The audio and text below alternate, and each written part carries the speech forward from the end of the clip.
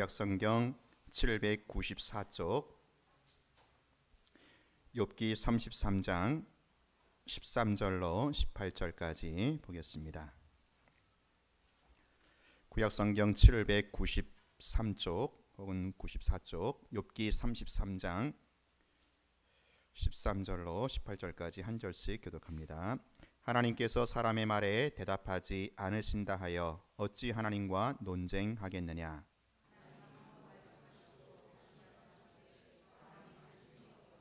사람이 침상에서 졸며 깊이 잠들 때나 꿈에나 밤에 환상을 볼 때에 이는 사람에게 그의 행실을 버리게 하려 하심이며 사람의 교만을 막으려 하심이라.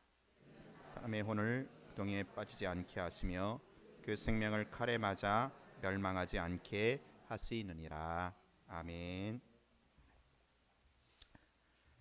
어느 가정이든 문제없는 집안 없고요, 어느 개인이든 문제없는 사람은 없습니다.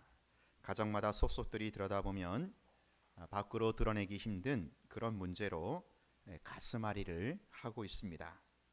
인간이 살아가면서 겪게 되는 이 고난의 문제는 예수 믿는 우리라도 예외가 아닙니다. 목사인 저도요, 여러분에게 쉽게 털어놓지 못하는 그런 문제로 끙끙거리며 신음하기도 합니다. 그래서 우리 신앙인들은 이 고통의 무게가 삶을 짓누를 때면 자연스럽게 이 욥기라는 책을 뒤적거립니다. 아무래도 욥기가 고통에 대한 해답을 준다고 하지 않습니까? 근데요, 이 욥기를 보면 앞부분 처음 그 몇 장과 뒷부분에서만 은혜가 될 뿐 많은 부분을 할애하고 있는 이 중간에는 거의 은혜가 되지 못합니다. 그저 지루하기만 합니다. 그 욥과 그의 친구들이 서로 거듭되는 논쟁을 벌이고 있고요, 그 내용이 솔직히 무슨 말인지 마음에 와닿지를 않습니다. 이것은 아마도 욥기의 그 전체적인 맥락을 놓치고 고통에 대하여 내가 지금 겪는 고통에 대하여 뭔가 피상적인 위로만을 구하기 때문에 그렇기도 합니다. 우리가 욥기를 제대로 읽기 위해서는, 그래서 이 고통의 문제에 대하여 적절한 해답을 찾아내기 위해서는 욥기의 이 전체적인 맥락에서 중심 메시지를 찾아야만 합니다. 총 42장으로 되어 있는 욥기는요, 그 주제를 말해주는 그 구절이 맨 마지막 장 42장 5절에 나옵니다. 거기 보면 욥이 이런 고백을 결론적으로 하게 되는 것을 보게 됩니다. 욥기 42장 5절에 보면 같이 읽겠습니다. 시작. 내가 주께 대하여 귀로 듣기만 하였사오나 이제는 눈으로 주를 배웠나이다. 아멘. 욥이 고통당하기 전에는 그 하나님에 대하여 귀로만 들었는데, 말로만 들었는데 그 엄청난 그 고통을 겪으면서 이제는 하나님을 눈으로 친히 목도한다. 그런 고백입니다. 다시 말해서 고난이라는 이 처절한 터널을 통과하면서 하나님을 배워간다라는 것입니다. 하나님을 새롭게 알아간다라는 것입니다. 이것이 욥기의 중심 메시지라고 할 수 있는데요, 오늘 설교의 진행을 통해서 더 명확하게 드러나게 될 것입니다. 오늘 우리가 읽은 본문은 엘리후라는 친구가 욥에게 한 말입니다. 이 엘리후는요, 앞장, 그러니까 32장이죠. 욥기 32장부터 처음으로 등장하는 그런 인물입니다. 그 전까지는, 그러니까 32장 전까지는 그 욥과 다른 세 친구들이 서로 이렇게 사이클을 이루면서 교대로 공방을 벌이는 그런 장면이 지루하게 나옵니다. 엘리바스, 빌닷, 소발이라는 이 세 친구가 교대로 나오면서 욥을 정죄하고 있고요. 이에 욥이 자신을 항변하는 변호하는 그런 식으로 무려 3라운드에 걸쳐서 이 지루한 공방이 펼쳐지고 있습니다. 이 세 친구들의 논리는 한결같습니다. 인과 응보입니다.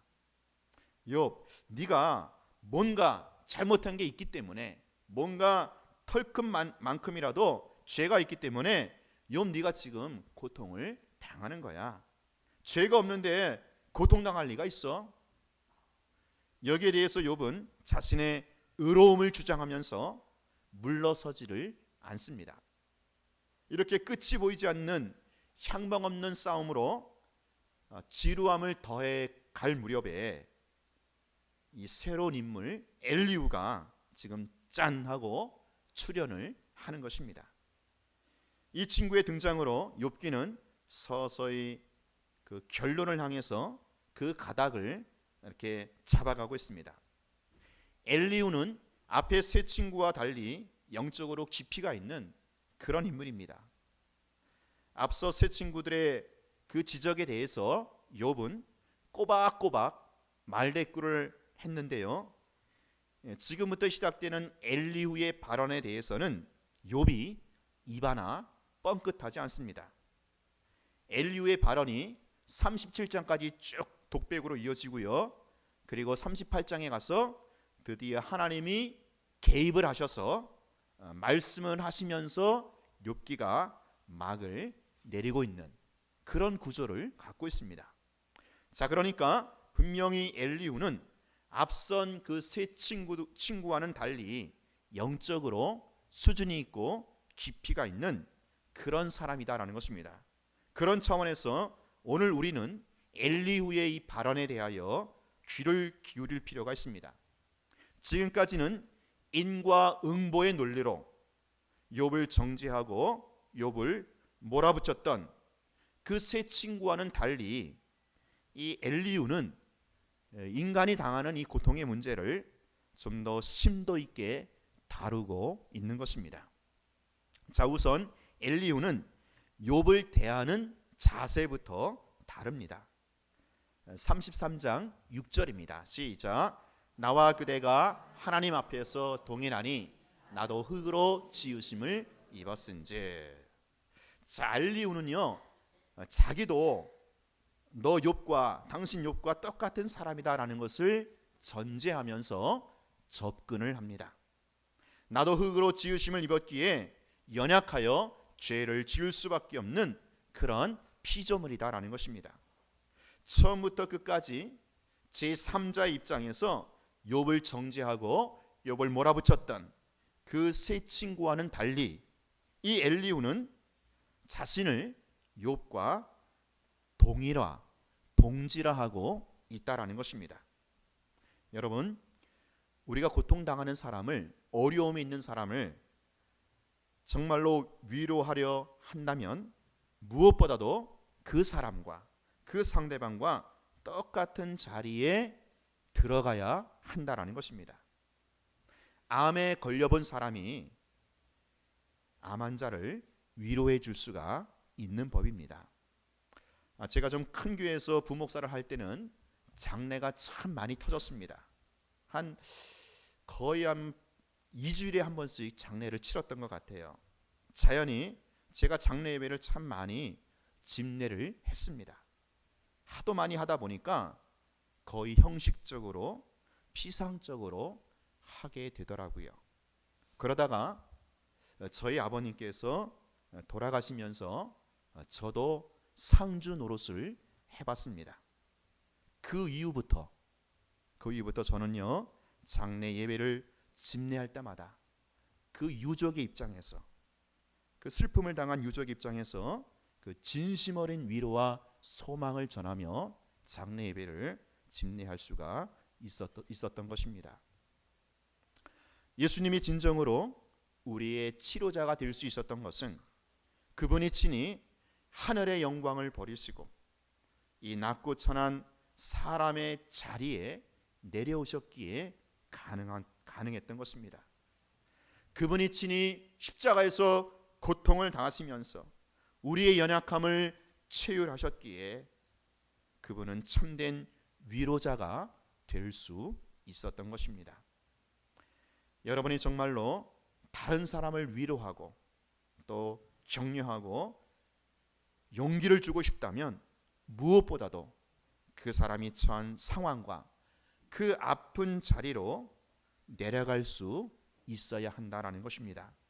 그래야 할 때 그 고난 중에 어려움 중에 있는 상대방도 내가 전하는 그 위로의 말에 진심으로 공감하며 귀를 기울이게 될 것입니다.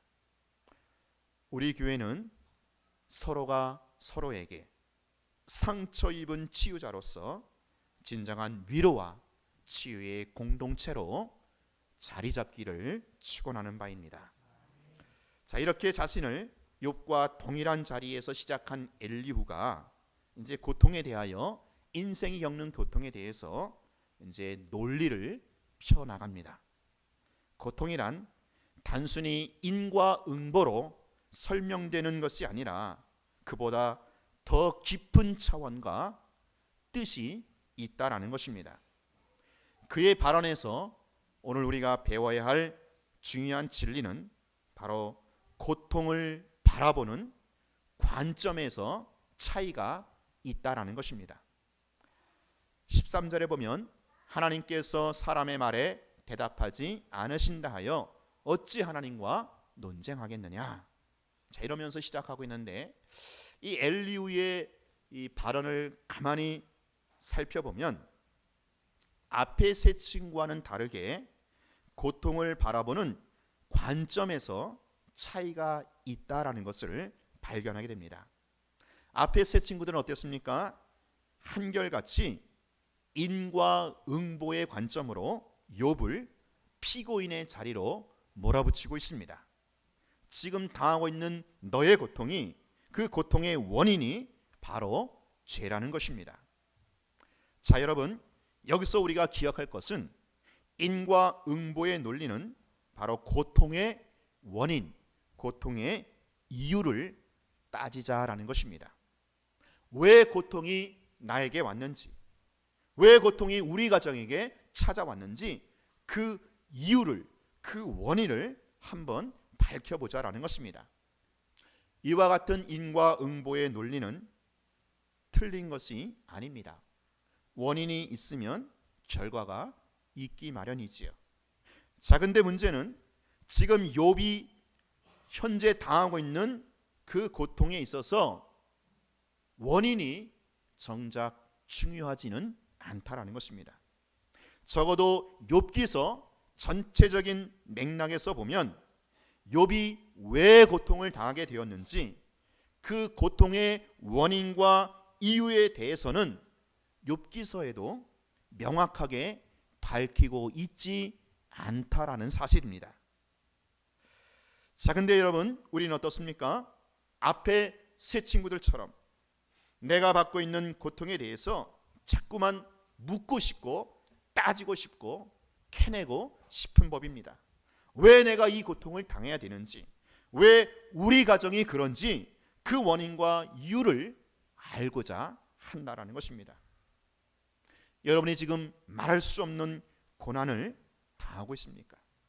아무에게 쉽게 말 못할 그런 문제로, 어려움으로 끙끙거리고 있습니까?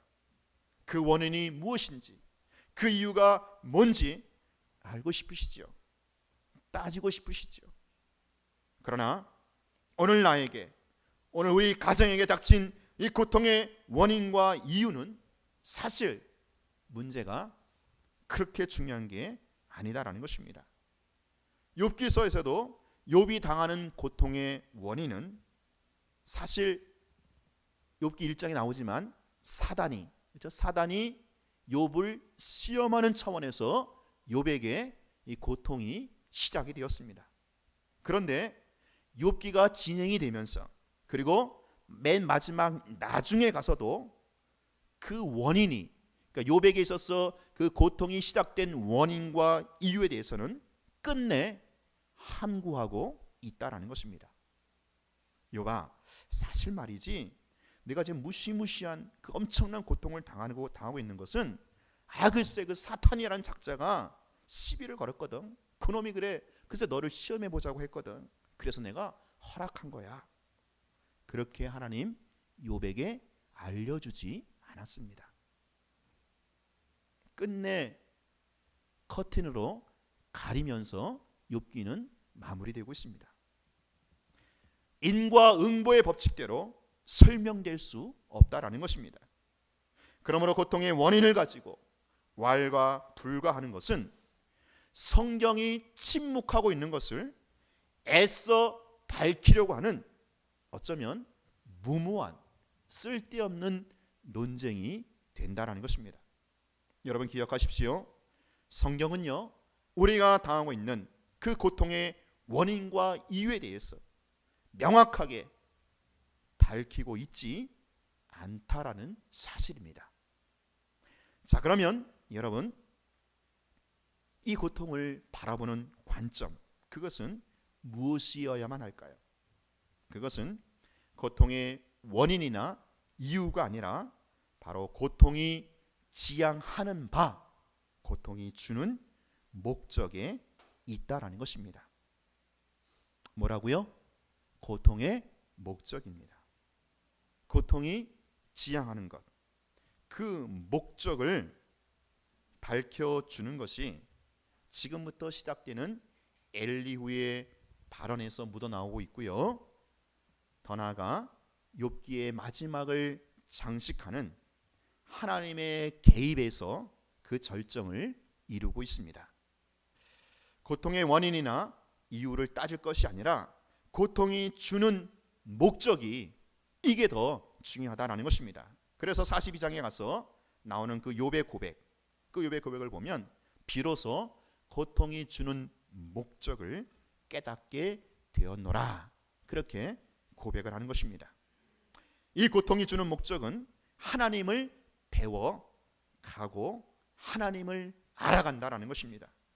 욥기서는요, 죄가 고통의 원인이다, 이런 인과응보의 논리에 대해서는 함구하고 있습니다. 커튼으로 가리고 있습니다. 대신에 고통이 주는 목적, 고통이 주는 그 의의로 지금 독자들을 끌고 가고 있다라는 것입니다. 혹 여러분들 가운데 이런 생각이 들지도 모르겠어요. 그놈이 그놈 아닌가? 그놈이 그놈이지 않은가? 고통의 원인과 고통의 목적이 뭐가 다른가? 그러나 여러분, 그놈이 그놈이 아닙니다. 이 차이는요, 엄청난 관점의 차이입니다. 생명과 사망의 차이입니다. 축복과 저주의 차이입니다. 죄송하지만 영어의 단어에서는 이것을 분명히 구별하고 있습니다. 영어에서 원인, 이유는 reason이라고 표현하고 있고요, 목적, 의미는 purpose를 쓰고 있습니다. 앞서 세 친구들처럼 고통의 원인을 따지는 것은 그저 뒤만, 과거만 보자라는 거예요. 과거에 집착하는 거예요. 지금 주어진 이 현실에 대해서는 사실 아무런 효과가 없는, 영향가 없는 불필요한 논쟁이다라는 것입니다. 여러분, 이미 물은 엎질러졌습니다. 물이 엎질러진 그 현실이라면 이제부터 그것을 어떻게 주워 담을 것인가, 그 생각과 그 방안을 강구해야 되지 않겠어요? 근데 왜 물 엎질러 놓고 밤낮 왜 물 엎질렀어? 누가 엎질렀어? 이거 갖고 따지면 뭐 하겠습니까? 여러분, 고통의 원인이, 고통의 이유가 죄라는 것 밝히면 또 뭐 합니까? 그런 다음에 죄 안 질 것 같아요? 고통이 없을 것 같아요? 아닙니다.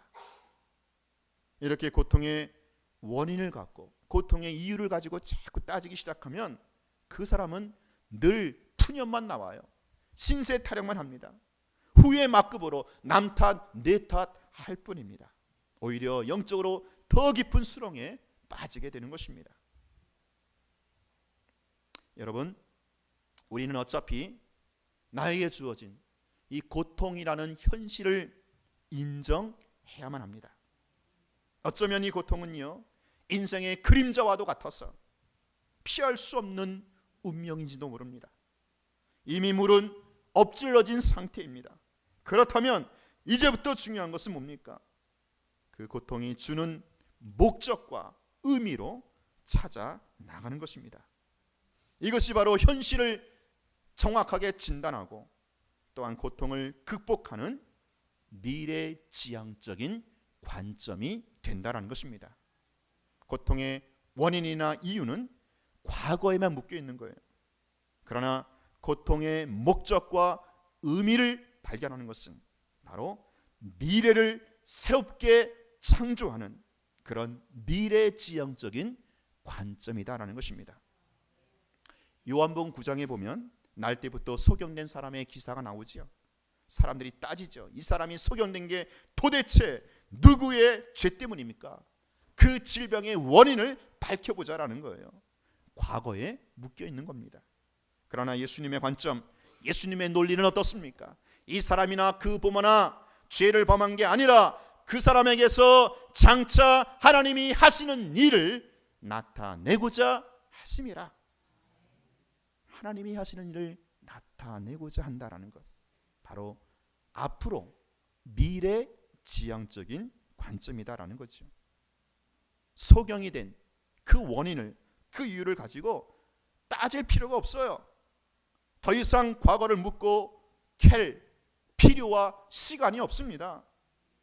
소경된 자를 통해서 앞으로 하나님이 하실 일이 그게 더 관건이고 그게 더 중요하다는 것입니다. 사랑하는 여러분, 고통의 원인이나 이유를 따지면서 여러분 괜히 시간 낭비, 정력 낭비 하지 마십시오.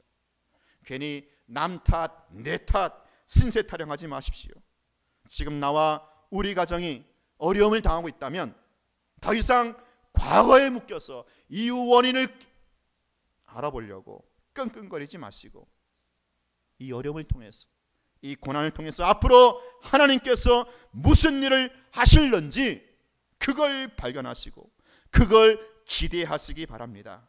고통의 목적과 의미를 찾아내시기를 바랍니다. 그것이 바로 고통을 겪는 현실적인 대안이 된다는 것입니다. 여러분, 어떤 고난이 있더라도, 어떤 어려움이 지금 내게 주어져 있을지라도 그 원인 이유 묻고 따지고 하지 마십시오. 그거요 알 수 없어요. 욥기도 안 나와 있잖아요. 아마도 우리가 이 다음에 천국에 가면 그때 가서 비로소 알지도 모릅니다. 이 다음에 천국 가서 알아야 될 그 사실을 지금 여기서 알겠다고 끙끙거릴 필요가 없지 않습니까? 목사인 저도요, 지금 겪고 있는 어려움이 있어요. 고난이 있어요. 그 문제를 생각할 때마다 내가 왜 그랬을까? 내가 어쩌다가 이 지경이 됐을까? 후회도 합니다. 어떤 데는 잠도 안 와요. 엉뚱하게 다른 사람 원망까지 합니다. 그러나 그렇게 한다고 해서 문제는 해결되지 않더라는 거예요. 오히려 더 깊은 수렁으로, 고통의 수렁으로 빠져들게 됩니다.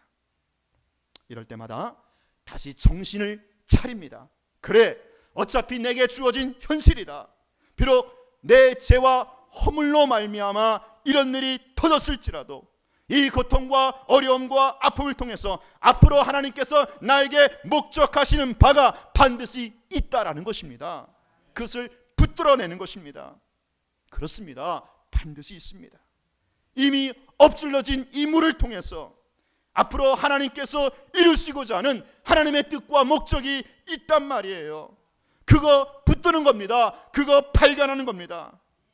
고통을 통해서 하나님을 더 깊이 체험하게 된다라는 것입니다. 귀로만 듣던, 말로만 듣던 하나님을 정말로 친히 눈으로 목도하게 되더란 말입니다. 여러분, 어떻게 이런 일이 가능할까요? 관점의 차이다라는 거예요. 관점의 차이. 이미 엎질러진 물을 가지고, 이 고통이라는, 이 어려움이라는 현실을 가지고 과거 지향적으로 원인이나 이유를 따질 게 아니라 기왕에 엎질러진 물, 이 고통, 이 어려움의 현실을 가지고 미래지향적인 그런 목적과 의미를 찾아내는 것이다 라는 겁니다. 오늘 본문에서 엘리후가 말하는 바 좀 더 구체적으로 고통이 주는 목적이 무엇일까요? 하나님은 욥의 고통을 통하여 무엇을 가르치고 계십니까? 우리 14절 보겠습니다. 14절 시작. 하나님은 한 번 말씀하시고 다시 말씀하시되 사람은 관심이 없도다. 여러분, 고통이 주는 그 목적, 고통이 그 의미, 그게 무엇입니까? 바로 하나님은 이 고통을 통해서 대화의 채널로 사용을 하시더라라는 거예요. 하나님은요, 고통당하는 자에게 특별히 찾아오십니다. 특별히 그와 교제하기를 원하시고요, 특별한 대화를 나누고 싶어 하십니다. 이게 우리 주님의 마음이고 심정입니다. 여러분, 근데 고통당하는 사람은 너무너무 힘들어요. 그래서 하나님을 찾지 않을지 모릅니다. 아니, 찾지 못할지 모릅니다. 그러나 하나님은 우리와 너무너무 대화하고 교제하기를 원하십니다. 그래서 고통이라는 이 채널을 우리에게 고정시켜 놓는 것입니다. 15절 16절입니다. 시작. 사람이 침상에서 졸며 깊이 잠들 때나 꿈에나 밤에 환상을 볼 때에 그게 시고 경고로서 두렵게 하시니. 우리 주님은 고통 중에 있는 자를 찾아오십니다. 대낮에 찾아와서 말씀하실 때 그 사람이 알아듣지 못하면 밤에도 졸 때도 찾아오십니다. 그런데도 그 사람이 깨닫지 못하면 꿈속에까지 나타나셔서 그를 교훈하신다라는 것입니다. 하나님은 고통 중에 있는 사람을 특별히 찾아오신다라는 거예요. 그와 만나 이야기를 나누고 싶어 하신다라는 거예요. 여기 귀를 여시고 경고로서 두렵게 하시니, 이 말은요, 그 사람의 귀가 뚫릴 때까지 거듭거듭 말씀을 하신다라는 거예요. 여러분, 언제 우리의 귀가 하나님의 말씀에 쉽게 열립니까? 형통할 때입니까?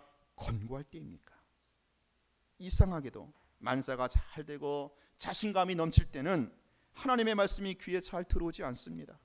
그러나 고통스러운 일을 당해서 힘이 빠져 있을 때, 너무 슬퍼서 몸을 가누지 못하고 있을 때, 그때야 비로소 귀가 열리며 하나님의 말씀이 들어오기 시작한다라는 거예요. 주님이 고통당하는 자에게 특별히 찾아오셔서 말씀하시기 때문입니다. 하나님이 그 사람의 귀를 열어서 말씀하시기 때문에 고통 중에는 하나님의 음성이 잘 들리는 법입니다. 여러분 가운데 고통을 안고 아픈 가슴을 억누르며 신음하는 영혼들이 있습니까? 그 고통 때문에 하나님은 남달리 여러분과 대화를 나누시려고 다가오신다라는 사실을 감지하시기 바랍니다. 지금까지의 불신앙을 다시 쫓아버리고 오직 원망을, 불평을 잠재우십시오. 성경 말씀을 조용히 한번 묵상해 보십시오. 무릎을 꿇고 기도하면서 하나님께서 도대체 뭐라고 말씀하시는지를 조용히 기다려 보십시오. 나에게만 하시는 기가 막힌 음성이 있을 것입니다. 나에게만 주시는 그 하나님의 말씀이 있을 것입니다. 사랑하는 성도 여러분, 지금 어떤 문제로 여러분은 가슴을 쥐어뜯고 있습니까? 어떤 고통으로, 어떤 어려움으로 마음이 찢어지고 있습니까? 여러분, 그 고통의 그 원인이나 이유를 따지면서 과거에 묶여있지 마시고 지금 주어진 이 고통, 이 어려움이라는 현실에서 하나님의 음성에 귀를 기울이시고 그분과 조용하게 대화의 사이클을 맞춰가시기 바랍니다.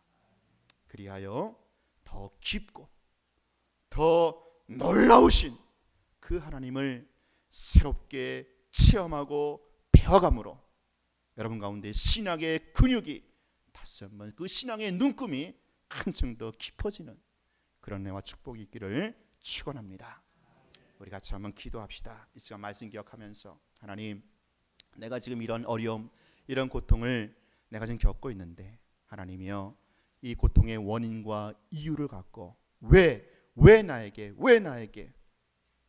신세 타령하고 남탓 내탓하지 않게 하여 주시고, 어차피 주어진 고통, 어차피 주어진 현실, 이 속에서 과연 하나님이 나에게 원하시는 바가 무엇인가, 나에게 주신 음성이 무엇인가 조용히 듣게 하여 주옵소서. 이 고통이라는 채널을 통해서 하나님의 음성을 듣고 더 깊은 성숙한 신앙으로 하나님을 체험하고 하나님 새롭게 알아갈 수 있는 은혜와 축복 가운데 나아갈 수 있게 하여 주옵소서. 우리 같이 한번 주여 한번 외쳐보려고 합심하여 기도하겠습니다. 주여!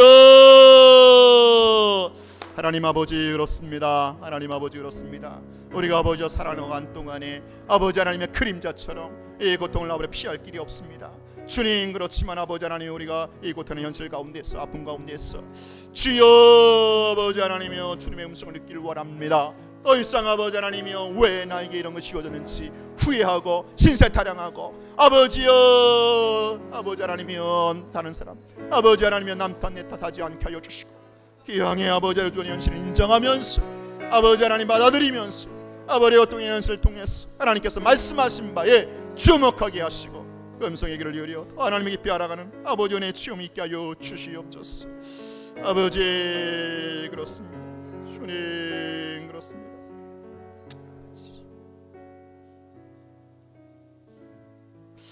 하나님 아버지, 먼저 우리가 다른 사람들의 그 고통의 자리에까지 내려가서 그 사람의 아픈 마음을 어루만져 줄 수 있는 진정한 위로자가 서로가 되게 하여 주옵소서.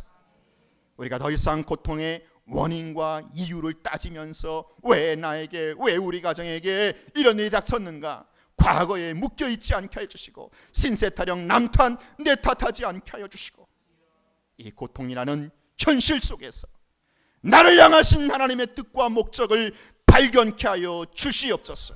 특별히 고통이라는 이 채널을 통해서 나에게 주시는 주님의 음성을 세밀하게 들을 수 있도록 믿음의 안테나 바로 세우게 하여 주옵소서. 예수님 이름으로 기도하옵나이다. 아멘. 우리 찬송가